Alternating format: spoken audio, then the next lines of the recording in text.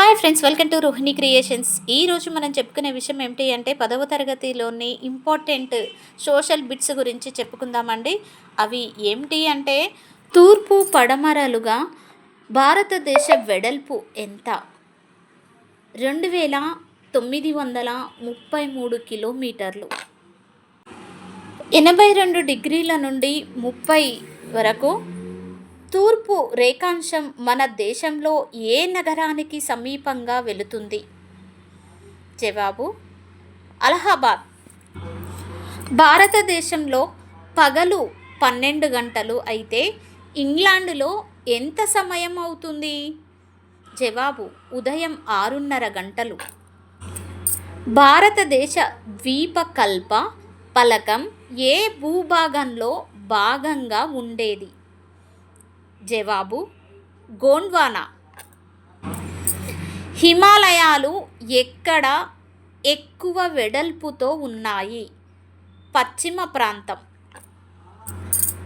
హిమాలయాల్లో ఏ శ్రేణి జీవనదులు జన్మిస్తున్నాయి? జవాబు హిమాద్రి శ్రేణి. 7వ ప్రశ్న, వీటిలో నిమ్న హిమాలయాలుగా పిలువబడే హిమాలయ శ్రేణి ఏమిటి?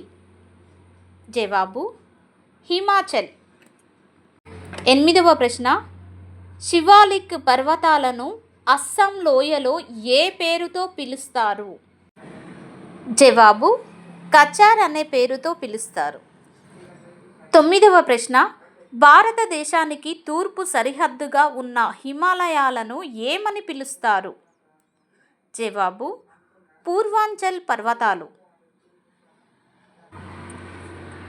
10వ ప్రశ్న, భారత ప్రామాణిక కాలమానం గ్రీన్విచ్ ప్రామాణిక కాలానికి ఎంత తేడా ఉంది?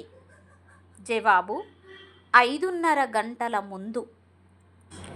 11వ ప్రశ్న, క్రింది వానిలో భారతదేశం గుండా పోతున్న రేఖ ఏమిటి? జవాబు కర్కాటక రేఖ. 12వ ప్రశ్న, ద్వీపకల్ప పీఠభూమికి సంబంధం లేని పర్వతాలు. ఇక్కడ ఏమడుగుతున్నాడండి?